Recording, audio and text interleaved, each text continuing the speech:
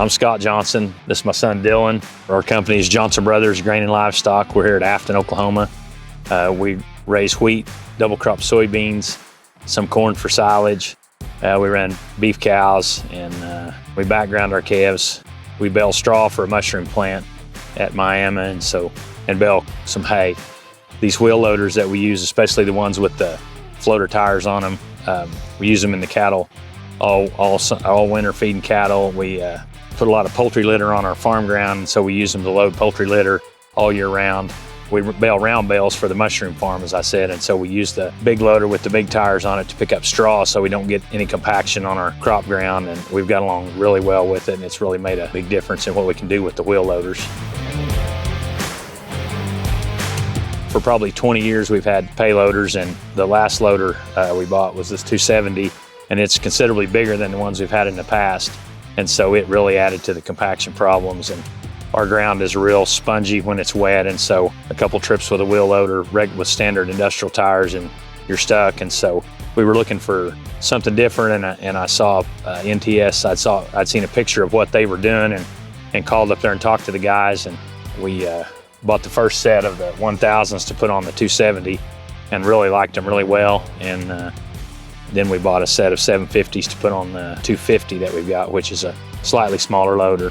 The big tires have really made a huge difference in how many hours we can put on one and how much ground we can cover.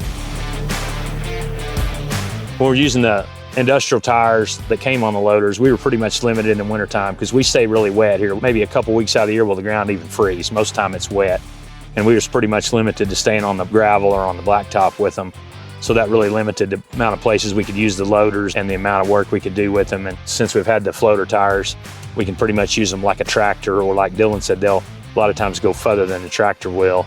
Delivering the straw, has to be done. We deliver every Tuesday, rain, shine, snow, whatever. And so the straw has to be loaded no matter how wet it is, and these have helped to do that.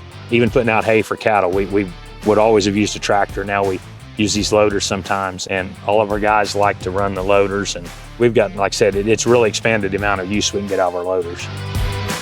A lot of it too, you never really be able to quantify. You talked a little bit about how we spread poultry litter. A lot of times that's just piles, of litter that are dumped out in the field, and then, you load right up there at the pile. And so, the loader has to not only obviously drive to the pile, but then, backs up and goes forward and covers that area, maybe when the one pile might load 15 times out of there. And so if you think about, just the expanded tire base and, how much less compaction with, big tires compared to the industrial tires, making that many trips over, 5 or 6 spots in a field every 2 years, it's just benefits to the soil. Like I said, you won't really ever be able to tell other than that you're not getting the compaction in reasonably dry conditions. When it's wet, it can go places that, we can get out in the field and spread. We put some floater tires on our litter truck too, and between those floater tires and the floater tires on this loader, and it doesn't have to be very dry to spread a litter like it used to. Have to wait till it's pretty much completely dry, or you'd risk rutting your whole crop filled up. I don't know if I mentioned the ride, but just in general, the ride is so much better on them. It's not even funny because the industrial tires were rough and hard on the loader and hard on the driver, and these things just ride like cushion, and so. Everybody likes the ride. You got to watch them. You got to make sure that people aren't just riding around and doing something that the industrial world couldn't. Everyone likes to ride the new loader with the big tires. So.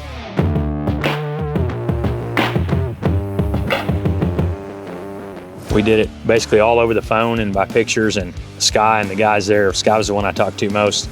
Until we looked, I assumed that the 250 and the 270 had the same wheel pattern. Turned out they didn't. Those guys knew that. They tracked down the proper wheel pattern.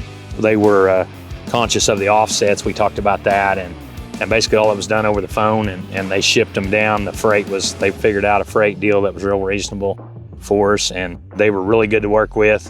We emailed back and forth. They would email me drawings, and I'd email them pictures with the tape measure, and it all worked out really fine. And so it's not, every day, especially these days, that you go through something like that and then get a product delivered here, dropped off, just right ready to go on the machine. So couldn't be happier with that. There was some question with the paint, and we wanted them painted, especially since that loader's nearly new, to match the. They said they normally painted them black, but I said I'd like to have them painted like that. It was no problem. They figured out the paint. They've got a really nice, I assume that's powder coat. Got a really nice paint job on them, really tough. Matter of fact, to see how tough it was, we always, we grind the paint off where they go up against the hub of the loader, and that paint was just really tough. It was hard to get off there with a grinder, so it tells me a little bit about how good the paint job was. But yeah, like Dylan said, I liked it that they were put together, aired up, everything was ready to go. We just unloaded them, slipped them on the loader and bolted them on. I would recommend anyone who's using a wheel loader or for any kind of work, if you're farming, to think about it. It's what takes the loaders to the next level as far as being able to use on the farm. I think that's why a lot of people hesitate to move to the industrial loaders, is because, you know, the compaction they have and the flotation, but this is definitely a game changer for that. It's true in every industry, but certainly in agriculture, you know, you have to make a trade-off of, you know, buying certain things and investing money in different places. But I think for something like this, when we first looked at the sticker price, you know, it seemed like a lot, you know, especially you're going to buy, you know, 4, you know, wheels and tires all at once. But when you see it, not only as an investment, you know, obviously the machine needs tires, but just to expand an investment in that machine, to expand what it can do and increase not only the amount of work it can do, but the situations where it can work, it's certainly worth the investment.